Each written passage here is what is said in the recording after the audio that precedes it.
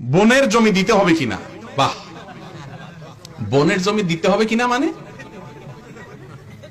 বনের জমি যদি না দেন তাহলে গুনাহ তো হবে ডবল।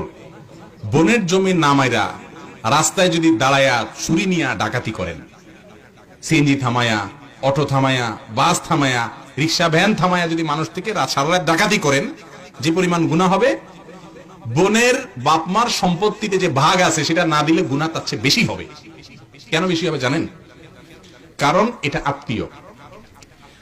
অন্য মানুষের হক নষ্ট করলে একটা গুনাহ, আর এখানে হক নষ্ট করলে ডবল গুনাহ। এক তো হক নষ্ট করলেন, আবার আত্মীয়র ক্ষতি করলেন। রাসূল করিম সাল্লাল্লাহু আলাইহি ওয়াসাল্লাম বলেছেন, আস-সাদাকাতু আলাল মিসকিনি সাদাকাহ ওয়াস সাদাকাতু আলা যাবিল আরহামে সিলাতুন ওয়া সাদাকাতুন। সাধারণ কোন গরীবকে দান করলে শুধু দানের সওয়াব হবে, আর আত্মীয়কে দান করলে দান এবং আত্মীয়তার সম্পর্ক রক্ষার সওয়াব হবে, ডাবল সওয়াব। তাহলে গুনাহটাও সেরকম হবে।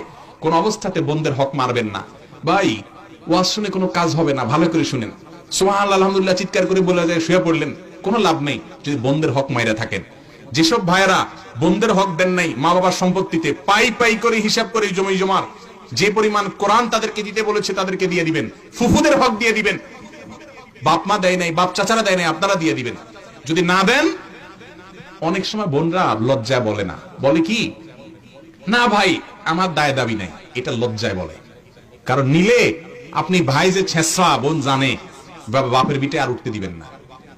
এই জন্য ওই ভয়ে বোন বলে না, বাইরে লাগবে না, সাথে সাথে বলবেন, বোন তোমার অধিকার তুমি নাও। ভাই বোন সম্পর্ক মরণ পর্যন্ত থাকবে, তোমার পাওনা নেওয়ার পরেও থাকবে, নেওয়ার আগেও থাকবে, ঠিক না ঠিক? অতএব বন্ধের হক বুঝাই দিবেন। 90% বা আরো বেশি পার্সেন্ট মানুষ আমাদের দেশে নামাজ কালাম পড়ে, হজ করে, রোজা রাখে, দাড়ি রাখে, টুপি পরে, হুজুর ওয়াজ করে, ওয়াজ শুনে, সব ধরনের মানুষ।